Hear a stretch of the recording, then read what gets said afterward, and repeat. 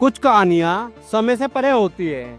वे जन्म लेती है किसी आत्मा की तरफ से, किसी पर्सन की आग से, और बन जाती है करोड़ों लोगों की रोशनी।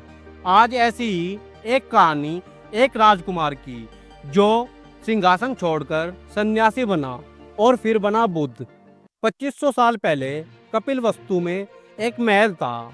उस महल में जन्मा एक बच्चा, नाम रखा गया सिद्धार्थ। संपन्न था, वैभव, विलिस्ता, सब कुछ था, लेकिन जिस आंखों में दुनिया देखने की उत्सुकता हो, उन्हें पर्दों में बंद नहीं किया जा सकता। सिद्धार्थ ने बचपन में ही कुछ अजीब प्रश्न पूछने शुरू कर दिए। पिता, सब लोग बूढ़े क्यों होते हैं? मृत्यु क्यों होती है? क्या दुखों से कोई मुक्ति नहीं? राजा शुद्धोधन को डर था कि कहीं यह बच्चा भविष्य में सन्यासी ना बन जाए। एक ऋषि की भविष्यवाणी भी थी, यह बालक या तो सम्राट बनेगा या फिर महाज्ञानी। राजा ने फैसला कर लिया, सिद्धार्थ को दुनिया की सच्चाई से दूर रखना होगा। सिद्धार्थ 29 वर्ष के थे। एक दिन उन्होंने अपने सारथी चन्ना से कहा, मुझे नगर भ्रमण पर ले चलो। और पहली बार महल से बाहर निकले, सिद्धार्थ ने 3 दृश्य देखे।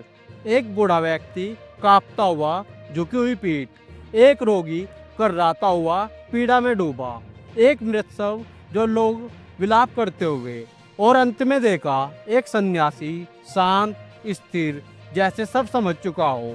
वह क्षण था जब सिद्धार्थ का हृदय कांप उठा। क्या यही जीवन है? क्या यही सत्य है?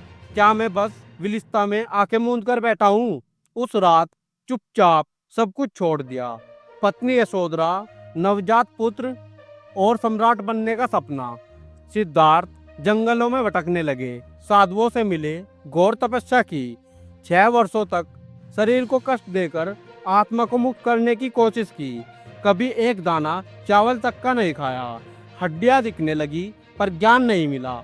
एक दिन सरोवर के किनारे बैठे थे, निर्बल और थके हुए। तभी एक घटना घटी। एक युवती आई और उन्हें दूध और खीर पात्र दिया। सिद्धार्थ ने पहली बार समझा, न तो अत्यधिक भोग सही है और न ही अत्यधिक कष्ट। मध्य मार्ग ही सही है। बोध गया में एक पीपल के वृक्ष के नीचे बैठ गए। संकल्प लिया, जब तक मुझे सत्य न मिले, मैं यहाँ से नहीं उठूंगा। रातें बीती, मन के भीतर युद्ध हुआ। काम, क्रोध, मोह, सबने सिद्धार्थ को विचलित करने की कोशिश की, पर वो अडिग रहे, शांत, स्थिर। और फिर पूर्णिमा की रात, जब चंद्रमा शिखर पर था, सिद्धार्थ को बोधि हुआ। अब वे सिद्धार्थ नहीं, बुद्ध बन चुके थे। जागृत आत्मा, ज्ञान के प्रकाश, दया और करुणा के प्रतीक। बुद्ध अपने ज्ञान को लेकर जंगल निकल पड़े। पहला उपदेश उन्होंने दिया सारनाथ में, जहां उन्होंने धर्मचक्र प्रवर्तन किया। दुख है, इसका कारण है, इसका अंत है, और इससे मुक्ति का मार्ग है। यही था चतुर सत्य, और यही था जीवन का सार। उन्होंने कोई मंदिर नहीं बनवाया, कोई धर्म नहीं फैलाया। उन्होंने केवल कहा, दीपक बनो अपने लिए।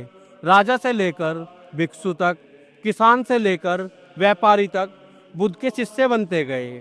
उनकी बातें सरल थी पर गहराई लिए हुए थी। उन्होंने कहा, क्रोध करना जलते अंगारे को पकड़ने जैसा है, जो सबसे पहले तुम्ही को जलाएगा। जो बीत गया उसके लिए मत रो, जो आने वाला है उसकी चिंता मत करो, बस इस क्षण में जियो। आज हम भाग दौड़ में उलझे हैं। जब हर कोई दुखी है, डरा हुआ है, तो बुद्ध की एक आवाज आती है, शांति तुम्हारे भीतर है, उसे बाहर मत खोदो। सच्चा सुख न पैसों में है, न प्रसिद्धि में। सच्चा सुख है खुद को जानने में। और यही था बुद्ध का संदेश।